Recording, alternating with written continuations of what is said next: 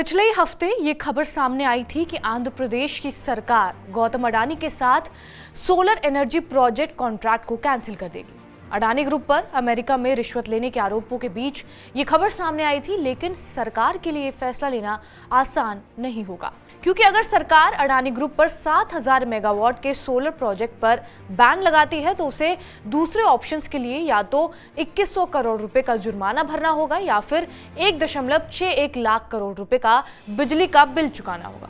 दोनों ही ऑप्शन से राज्य की वित्तीय स्थिति पर खासा असर पड़ने वाला है।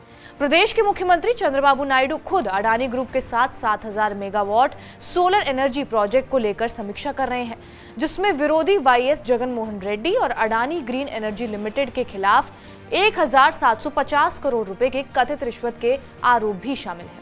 रिपोर्ट्स के मुताबिक मंगलवार को ही मुख्यमंत्री मंत्रिमंडल की बैठक में इस बारे में जानकारी दी जाएगी और रिपोर्ट के हिसाब से नायडू ने एक नोट तैयार किया है, जिसमें अलग अलग ऑप्शंस और वित्तीय सहायता की लिस्ट के बारे में जिक्र किया जाएगा। इसके अलावा राज्य सरकार अडानी ग्रीन एनर्जी लिमिटेड यानी कि AGEL के साथ टैरिफ पर फिर से बातचीत करने के लिए जांच का सहारा ले सकती है। कंपनी ने 2.49 रुपए प्रति किलोवाट घंटा का टैरिफ ऑफर किया है। हालांकि राज्य बिजली विभाग द्वारा दस्तावेजों को अगर देखा जाए तो ये पता चलता है कि ये टैरिफ भी सबके लिए मुफीद नहीं है। एक बुनियादी सीमा शुल्क और GST आसानी से इसे 3.069 रुपए प्रति किलोवाट घंटे तक बढ़ा सकता है। इसके अलावा central transmission utility of India limited द्वारा लगाए जाने वाले ट्रांसमिशन घाटे से टैरिफ में 80 पैसे की बढ़ोतरी होगी, जिससे ये प्रभावी टैरिफ 3.869 रुपए प्रति किलोवाट और तक बढ़ जाएगा। इसका मतलब है कि 25 सालों के लिए राज्य का पूरा बिजली का बिल 1.61 लाख करोड़ रुपए हो जाएगा। और बिजली आपूर्ति के संकट से निपटने के लिए सरकार के पास SECI के साथ PSA को भी खत्म करने का ऑप्शन दिया गया है। हालांकि अगर PSA समाप्त किया जाता है तो उसके लिए 2100 करोड़ रुपए का भारी जुर्माना देना होगा।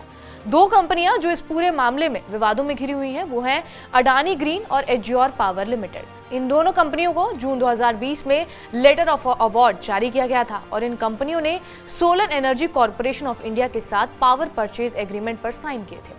हालांकि solar energy corporation of India in दो कंपनियों से बिजली खरीदने के लिए डिस्कॉम की तलाश नहीं कर पाई, क्योंकि बिजली की दरें काफी ऊंची थी। अमेरिकी अथॉरिटी ने यह आरोप लगाया है कि इसके बाद राज्य सरकार के अधिकारियों को रिश्वत दी गई, जिसके बाद स्टेट डिस्कॉम बिजली खरीदने के लिए तैयार हुए और फिर solar energy corporation of India के साथ पावर परचेज एग्रीमेंट पर साइन किए गए। बहरहाल आपका इस खबर पर क्या कुछ कहना है, हमें कमेंट बॉक्स के जरिए जरूर बताएं। बाकी देश और दुनिया की तमाम खबरों से अपडेटेड रहने के लिए सब्सक्राइब करिए TV9 डिजिटल।